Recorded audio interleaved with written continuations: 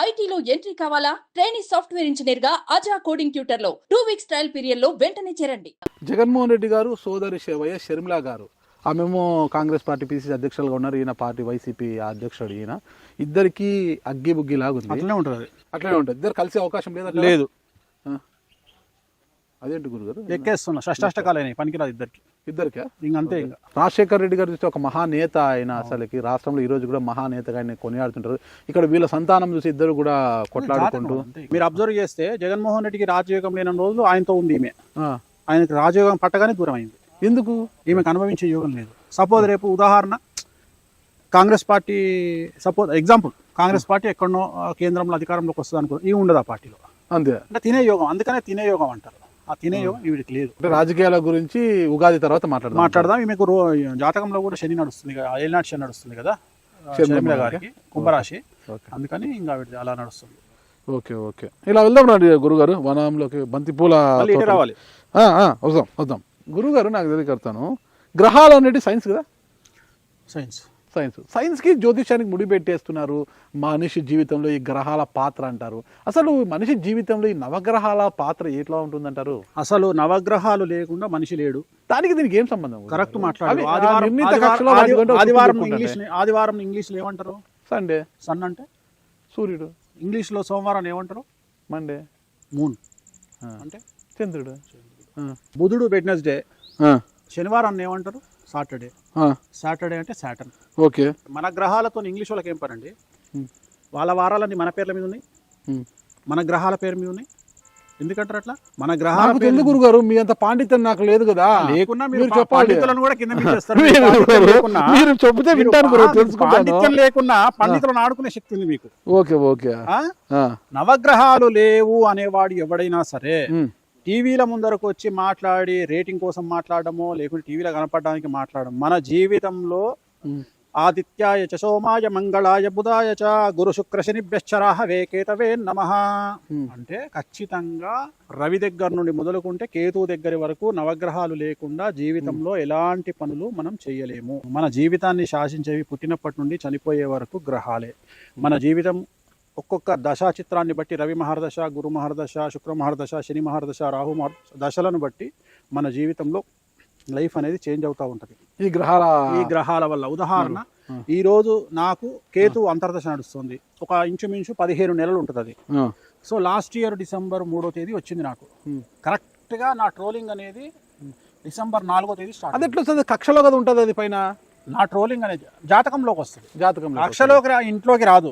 కక్షలోకి ఇంట్లోకి మన ఒంటింట్లోకి రావు. అవన్నీ అవి ఎక్కడ ఉండాలో అక్కడనే ఉంటాయి, కానీ వాటి ప్రభావం మన మీద ఉంటది. ఓకే, ఎలాగైతే సెల్ ఫోన్ లో సిగ్నల్ మనకు కనిపించకుండా అలో తులో తొలో అని మాట్లాడుకుంటున్నాం కదా, సిగ్నల్ మనకు రాలేదు కదా, కానీ సిగ్నల్ లేకుండా మనం మాట్లాడుతున్నాం కదా, తీసి నీళ్ళలో పడేయట్లేదు కదా దీన్ని. అది కూడా సిగ్నల్ లాగానే పనిచేస్తుంది, కానీ ఇట్లా కనిపించదు. ఓకే, సో ఆ సిగ్నల్ వ్యవస్థ ఎలాగ పనిచేస్తుందో ఈ నవగ్రహాల వ్యవస్థ కూడా అలాగే పనిచేసి మన జీవిత గమనాన్ని మంచిగానో చెడ్డగానో ఏ రకంగానో మార్చడానికి అది ఉపకరిస్తుంది. చంద్రగ్రహణం ప్రాముఖ్యత ఏంటి అసలు ఈ గ్రహాలలో? చంద్రగ్రహణం ప్రాముఖ్యత అని కాదు, సూర్యగ్రహణమైనా చంద్రగ్రహణమైనా రెండు. రాహుగ్రస్త చంద్రగ్రహణము, కేతుగ్రస్త చంద్రగ్రహణము. అట్లనే ఈ గ్రహణాలు మనం మన భాషలో సైన్స్ కు సంబంధం లేకుండా మనం చెప్తేనే సైన్స్ కు తెలుస్తుంది. ఈ గ్రహణం ఎప్పుడు ఏర్పడుతుంది అనేది జనరల్ గా మనం చెప్తాము, మనం దాన్ని పాటిస్తాము. దానివల్ల ఎవరికి నష్టాలు ఎవరికి కష్టాలు అని చెప్పి మాట్లాడతాము. సో ప్రతి దానికి శాస్త్రము. మనకు జ్యోతిష శాస్త్రం అనేది ఇప్పటిది కాదు కదా, ఎప్పటి నుండో ఉంది మనకు జ్యోతిష శాస్త్రము. సో మన శాస్త్రాలు, మన ఆర్యభట్ట, మన గొప్ప గొప్ప వాళ్ళ నుండే మ్యాథ్స్ కానీ సైన్స్ కానీ, ఇక్కడ నుండి మన కర్మ ఏంటంటే పెద్ద పెద్ద పండితులను తీసుకెళ్లి జపాన్ లాంటి దేశాలు ఆ పండితులతోటి ఎన్నో ఇన్ఫర్మేషన్ తీసుకొని సైన్స్ ని డెవలప్ చేస్తారు. కానీ మన కర్మ ఏంటంటే మన దేశంలో హిందూ మతాన్ని, హిందూ శాస్త్రాలను, హిందూ గ్రంథాలను విమర్శించడం అనేటువంటిది పరిపాటైపోయింది. అదొక పబ్లిసిటీ స్టంట్ అయిపోయింది ప్రతి ఒక్కడికి. ఎక్కువగా ఇప్పుడు ఆడపిల్లలకు పెళ్లి కాకపోయినా మగ పిల్లలకు పెళ్లి కుజ దోషం అది అంటారు. ఇదేంటి గురుగారు మళ్ళీ ఇవేమి దోషాలు? ఎందుకు ఇవన్నీ? ఖచ్చితంగా కుజదోషం అనేది 66 రకాలు ఉంటుంది. పిల్లోడు ఆర్థిక పరిస్థితి బాగోలేకనో పిల్లోడికి పెళ్ళి అయినదు, పిల్లనిచ్చిండ్రు. అమ్మాయి అందంగా లేదనో ఇంకోటి ఉండదనో ఏదో బాగా కట్నకాలం. పిల్లోడు ఎందుకు డబ్బులు సంపాదించడం లేదు? డబ్బులు సంపాదించకపోవడమే ఆయన జాతకంలో ఉండే యోగం. అంతే. అవయోగం. అవయోగం. కొంతమందికి డబ్బు సంపాదించినా పెళ్లిలు కావు. ఉదాహరణ సల్మాన్ ఖాన్ ఉన్నాడు. సల్మాన్ ఖాన్ దగ్గర డబ్బులు లేకనా అంటే ఆయన జాతకంలో వివాహ యోగం అనేటువంటిది లేదు. మరి రాహుల్ గాంధీ గారికి ఎందుకు పెళ్లి కాలేదంటే ఆయన జాతకంలో కూడా సంసార యోగం లేదు. కొంతమంది జీవితాంతం ఆజన్మ బ్రహ్మచారులుగా ఉండిపోయే జాతకాలు అవి. సల్మాన్ ఖాన్ కానీ రాహుల్ గాంధీ గారిది కానీ. ఒకటి ఈ చిన్న ప్రశ్న అయినా అడగాలి, దువ్వాడ శ్రీనివాస్ గారి పరిస్థితి ఏంటి శ్రీకాకుళం నుంచి? నాకు తెలియదండి, మీకే ఎక్కువ తెలుసు. అంతేనంటారా? సెన్సేషన్ కదా ఆయన గురించి నేనేం చెప్పాలా? ఆయన గురించి రోజు మీకన్నా ఎక్కువ సెన్సేషన్ అయిపోయాడు ఆయన.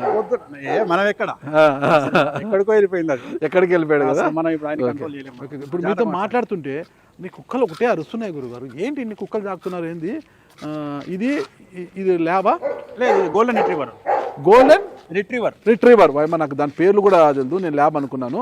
మనకు తెలియదు, లోపల అరుస్తుంది గురుగారు. అది అది రాట్ వీలర్ మీద పడితే చచ్చిపోతాం గురుగారు, అంతలా ఉంది. ఓకే, మీ దగ్గరకు వస్తాయి ఇవి? వస్తాయి సెక్యూరిటీ కోసం. మనం నైట్ అందుకని నైట్ లో ఉంటాం కదా, ఉన్నప్పుడు సెక్యూరిటీ కోసం అని చెప్పేసి. షేరు సెకండ్ బాగా ఆడుతుంది కదా గురుగారు మీతో.